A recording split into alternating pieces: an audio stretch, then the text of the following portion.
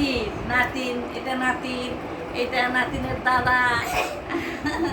ঠিক আছে, আমরা কালকা সামনে ঈদ, আজকে আমরা একটা মজার গেম নিয়ে আসছি। আমাদের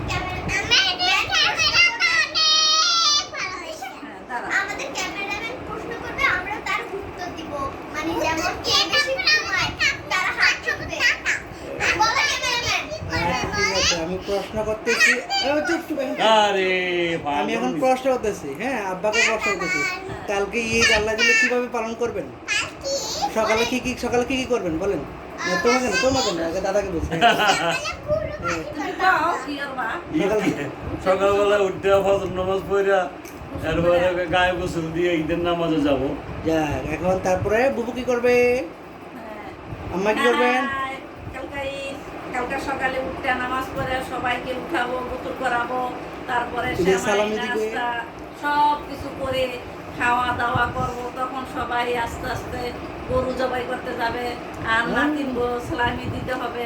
নাতিনেরা গিয়ে ঘুরে ঘুরে কি খাবে, সব রুহা বুজদা আর হাম। এদি আমার আমরা আরামকে ব্লগে মিস করতেছে। হ্যাঁ, এখন আমরা খুব মিস করতেছি। বুঝছো? আর হাম মিস ইউ। এখন রুজদা কালকে ঈদে কি করবে? কেন? হ্যাঁ, তুমি কালকে ঈদে কি করবা? রুজদা কি করবে?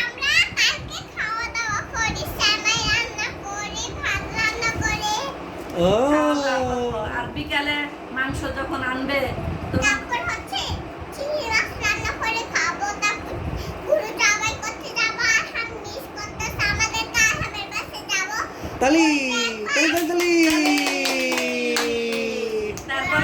এখন আমাদের চিফ গেস্ট, আমাদের নায়িকা, আমাদের ব্লগার রুহাব কি করবে কালকে? আমি মানে ভোরও না সকাল করবো, মানে মোটামুটি সকাল হইলে আমি উঠে যাবো, উঠি গোসল করবো, গোসল করার পর নাস্তা করবো, নাস্তা করার পর মেকআপ করে সুন্দর জামা পরে আমি খেলবো, নিচে যাবো, খেলবো, দৌড়াদৌড়ি করবো, উপরে উঠবো, নিচে উঠবো, কিছু করবো। দাদুকে সালাম করে বলো। হ্যাঁ, টাটা। তারপর বড় বাবাকে সালাম করবে, ছোট দাদাকে বলো সবাইকে সালাম করবে।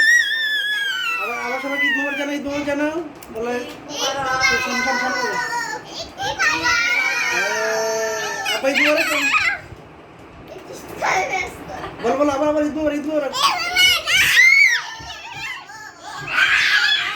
আজকে আমার বৌমা রান্না বাড়া করতেছে, আমার বউ সব কিছু করতেছে।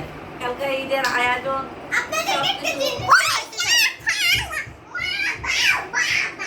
ঈদে পড়ার জন্য আমি এটা বানিয়েছি। ঠিক আছে, সবাই আবার পিছনে কি আবার সবাই ঈদ মোবারক বলতে ঈদ মোবারক বলো, ঈদ মোবারক। আবার কোন আলি বাই।